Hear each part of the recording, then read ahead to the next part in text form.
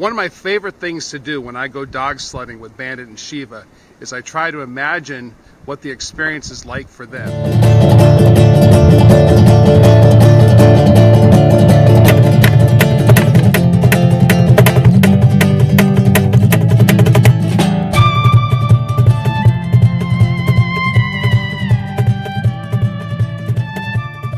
Hello, welcome to another episode of Massachusetts. I'm your host, Bob Tremblay. Well, one of my very, very favorite things, as I mentioned, when I go dog sledding, is it really is a team sport. And when I'm with Bandit and Shiva and we are out exploring the forest, the trails, whether it's with a bike or with a sled, one of the joys of it is that we're doing it together. And whenever I'm running the dogs, I try to imagine what the experience is like for them. And it's one of the things that gives me a lot of pleasure. I kind of experience and see things through their eyes and through their mind as I imagine it. And so in today's episode, I'm going to share what some of those thoughts are as I try to visualize what it's like to be mushing as a sled dog. One of the very first things I like to imagine as I'm running the dogs is I like to think that they're excited to be with me, to have a driver behind them that they trust, encouraging them and motivating them to kind of run along. Oh, this part right here is kind of interesting. We're going down this hill. It doesn't look like a big hill in the video. We're going down the hill towards this bridge, and I actually had to ride my drag mat. I don't normally need to use my drag mat very much, but we stopped here and I put it back up. But anyway, thinking about motivating the dogs, encouraging them, and just I like to think that they are pleased to be out in front, listening to me, following my directions without even looking at me, and just trusting me to take them to new and exciting places. I also like to imagine that they just enjoy being together. The joy and exhilaration of running alongside a partner that's matching them in pace and in synchronized running and motivating and encouraging and discovering things together. So I'd like to imagine how much they enjoy just the company of one another as we're out running. Boy, just look at how this snow has melted off. You know, where I'm running through this campground just because I knew that the pavement wouldn't have many rocks poking through the snow, but you can see just how shallow the snow is. Unbelievable that here we are in January and these are the kinds of snow conditions we're still dealing with. It looks like November and it's basically January. But anyway, let's get back to other things that I kind of imagine. As I imagine that the dogs, another thing that they must love is just the exhilaration of the sensory experience of the snow underneath their feet, how it feels, how the cold snow cools the pads of their feet, what it feels like in the webs between their toes and their claws as they dig in and get traction and lean in and move forward pulling the sled.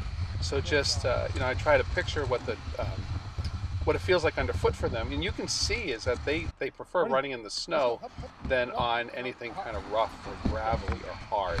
And you'll see them pick that out. So I picture what that must feel like for them.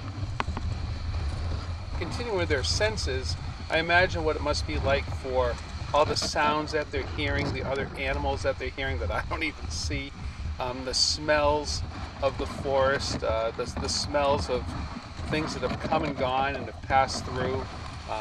Running through this campground, they're probably even smelling old campfires and maybe food that people have dropped in the campground. But just realizing their senses are very much more highly attuned than mine are, and just picturing how excited they are kind of running through all these sounds and sounds and smells and just the wind in their fur, kind of blowing between their fur, what that must feel like, what the water feels like underneath their feet, and just how exciting that must be for them. You can see how excited they are. The other thing must just be the satisfaction they feel in pulling the sled and running in conditions like this, where they are doing what they have been bred to do, what their DNA, it's in their bones, is to be out pulling a sled.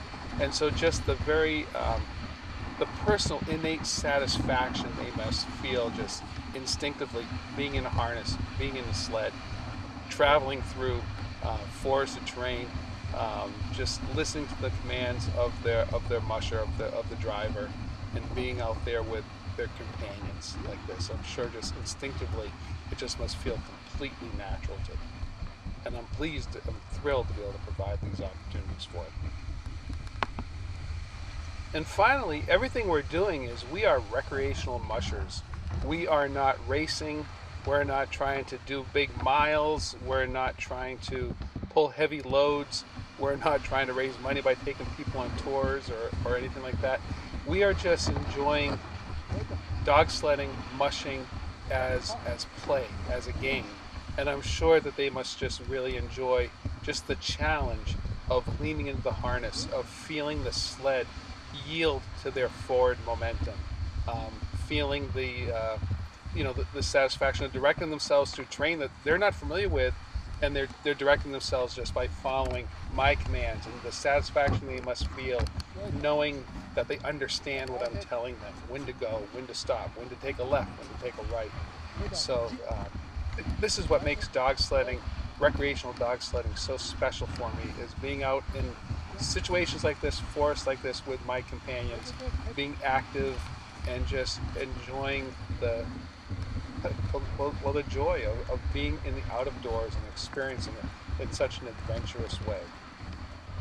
Really lucky to have these dogs and all they bring into my life, and I'm proud of all that I've been able to bring to theirs. Good dogs.